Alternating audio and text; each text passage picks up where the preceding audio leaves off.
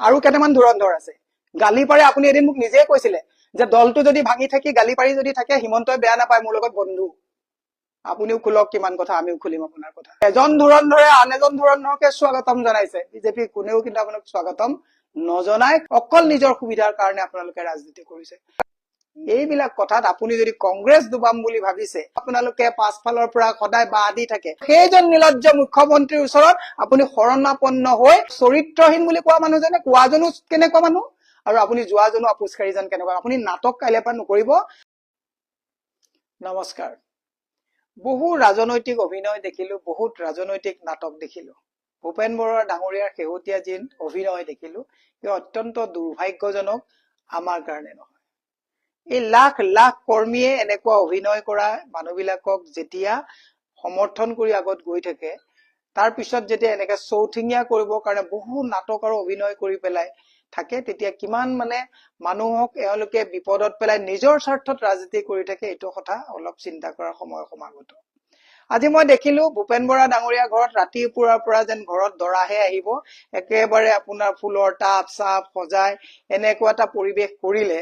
আৰু এইমাত্ৰ মই যেতিয়া অলপ আগত গধূলা 8টামান বজাত যেতিয়া মই বেলতলাৰ পৰা আহি থাকিলো, মুখ্যমন্ত্ৰীৰ অভিনয়টো দেখিলো। একদম গাড়ীৰ ওপৰত দেখি একদম বেটাপাৰাত মানুহক ঘোঁৰা মৰা টাটা বাই বাই দি যেন একেবাৰে ৰাস অভিষেক যেন জয় কৰি গৈছে। কাৰণটো আপোনালোকে বুজি পাওক। এই গোটেই দীৰ্ঘ পৰিকল্পনাত কংগ্ৰেছক নিঃশেষ কৰিবৰ কাৰণে ইনভেষ্টমেন্টৰ যিটো আজি ৰিটাৰ্ণটো তেওঁ লৈ ঘৰলৈ অত্যুৎসাহেৰে গুচি গৈছে। ভূপেন বৰা ডাঙৰীয়া, আপোনাক সন্মান সহকাৰে কালি আমি সকলো গৈছিলো। মই এইটো দলৰ কাকো সোধা নাই, মই নিজাববীয়াকে কৈছো। মই যেতিয়া লোকসভা নিৰ্বাচন খেলিছিলো তেতিয়াৰ পৰা আপোনাক অতি ওচৰৰ পৰা চাইছিলো, তেতিয়াৰ পৰাই দেখিছিলো যে আপোনাৰ ওপৰত হিমন্ত বিশ্ব শৰ্মাৰ বহুত ইনভেষ্টমেন্ট আছে। নাটক বহুত হল। আমি সিদিনা গৌৰৱ গগৈ ডাঙৰীয়াৰ লগত যেতিয়া যাত্ৰা কৰিছিলো, 13টা চিট গাড়ীত আছে বুলি কোৱা মানুহজন আপুনি। আৰু তাৰ ভিতৰত যে তাণ্ডৱ নৃত্য কৰি আপুনি যে কাজিয়া কৰিছিলে, আখৰে আখৰে কোৱা মানুহজনো আপুনি। গতিকে মই আজি বিনা দ্বিধাই এটা কথা কৈছো যে মোৰ কোনো আক্ষেপ নাই। ভূপেন বৰা ডাঙৰীয়াক সৌজন্যতাৰ খাতিৰত আমি মনাবলৈও গৈছিলো, কিন্তু ভূপেন বৰা ডাঙৰীয়াই যিটো ৰাম ঠগন, আপুনি যিবিলাক কথা কৈছে যে মই এইটো সেইটো, অকল নিজৰ সুবিধাৰ কাৰণে আপোনালোকে ৰাজনীতি কৰিছে। মই 17 বছৰ বিজেপি কৰিছো। 12 চনত আনুষ্ঠানিকভাৱে মই পৰ্টফলিঅ'ৰ পৰা ৰিজাইন দিছো।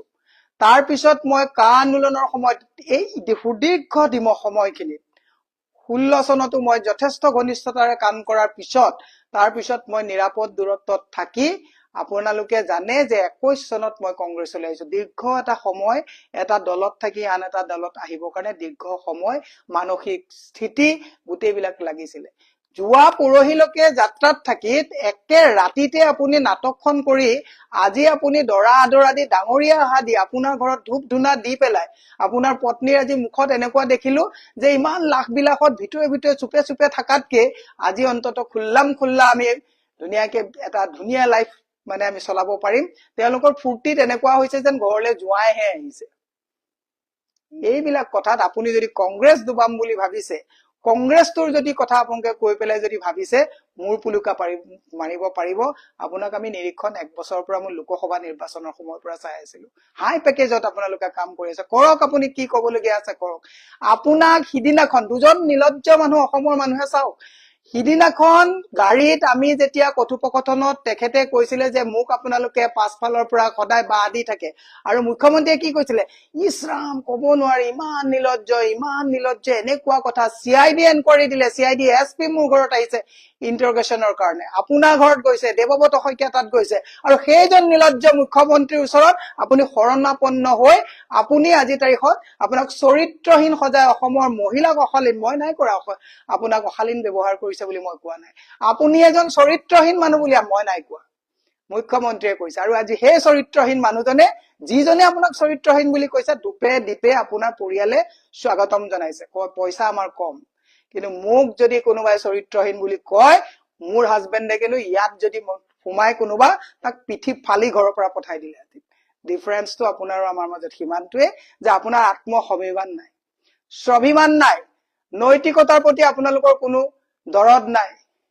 দুখ পাইছো আপোনাক, দুখ নাই পোৱা, লাজ পাইছো যে ইমান দিন আপোনাৰ নেতৃত্বত কংগ্ৰেছ দলটোত আমি কাম কৰি আছিলো। বেয়া পাওক, মোৰ কবলগীয়া নাই, এইটো মই ব্যক্তিগতভাৱে কৈছো যে আপোনাক চৰিত্ৰহীন বুলি কোৱা মানুহজনে কোৱাজনো কেনেকুৱা মানুহ, আৰু আপুনি যোৱাজনো আপোচকাৰী যেন কেনেকুৱা। আপুনি নাটক কাইলৈ পৰা নকৰিব।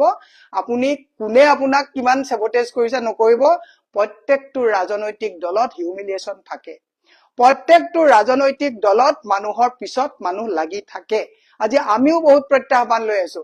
মই 100% আমি ইমানটো কথা কব পাৰো যে দলৰ যেতিয়া বেয়া দিন থাকে, মই যেতিয়া বিজেপিত আছিলো, বেয়া দিনত মই তাত বেয়া পাই থাকোতেও মই কেতিয়াও কোৱা নাছিলো দলটোৰ ক্ষতি হব বুলি। চৰকাৰ যেতিয়া আহিছে তেতিয়া হাত চাত ধুই ওলাই গুচি আহিছো। আজি কংগ্ৰেছত আছো। মই কংগ্ৰেছত আজি চৰকাৰ নথকা অৱস্থাত অত্যন্ত যদি চেপাটো থাকো, তেতিয়াও কংগ্ৰেছৰ ক্ষতি নকৰো। এইটো মোৰ নৈতিক দায়িত্বৰ ভিতৰত পৰে। কাইলৈ যদি কংগ্ৰেছে চৰকাৰ কৰে, চৰকাৰ কৰি যদি কংগ্ৰেছৰ মানুহবিলাক অহংকাৰী হয়, হয়তো কংগ্ৰেছত নাথাকিবও পাৰো। কাৰণ আমি ক্ষমতাৰ কাৰণে কেৱল ৰাজনীতি কৰা নাই। ভূপেন বৰা ডাঙৰীয়া, নাটক বহুত হল, অভিনয় বহুত হল। বন্ধুত্ব দিনত কংগ্ৰেছত গালি পাৰে আৰু কেইটামান ধুৰন্ধৰ আছে। গালি পাৰে, আপুনি এদিন মোক নিজেই কৈছিলে যে দলটো যদি ভাঙি থাকি গালি পাৰি যদি থাকে, হিমন্তই বেয়া নাপায়, মোৰ লগত বন্ধু। আপুনিও খোলক কিমান কথা, আমিও খুলিম আপোনাৰ কথা। লাজ পাইছো আপোনাক পুৰহি চৰিত্ৰহীন বুলি কৈ। আপুনি কোৱা সেই তেনেকুৱা কথা একে মুখ্যমন্ত্ৰীয়ে কোৱাৰ পিছত আমি CIDত আপোনাৰ নিচিনা এই তেনেকুৱা উদ্ভণ্ড কথা কোৱাৰ কাৰণে আমাৰ ঘৰত CID ইণ্টাৰগেশ্যন কৰিবলগীয়া হৈছে। আৰু আজি নিৰ্লজ্জভাৱে আপুনি ভৰি ধুৱাই পেলাই তেওঁ তাত নি আপোনাৰ ঘৰত আৰতি উৰাইছে। যাওক, অকলে যাওক। তৃণমূলৰ কৰ্মীক লগত নি তাত বাৰাণ্ডাৰ চুকত বহিবলৈ নাযাব। আৰু ভৱেশ কলিতাই আজি কি কথা কৈছে মনত ৰাখিব, যে আপুনি যাওঁতে সেই এজন ধুৰন্ধৰে আন এজন ধুৰন্ধৰকে স্বাগতম জনাইছে। বিজেপি কোনেও কিন্তু আপোনাক স্বাগতম নজনায়। কাৰণ বিজেপিৰ সকলোকে 4 দিন আগত মুখ্যমন্ত্ৰী আপোনাক চৰিত্ৰহীন বুলি কৈ থৈছে। এই কথাবিলাক মনত ৰাখিব। ধন্যবাদ।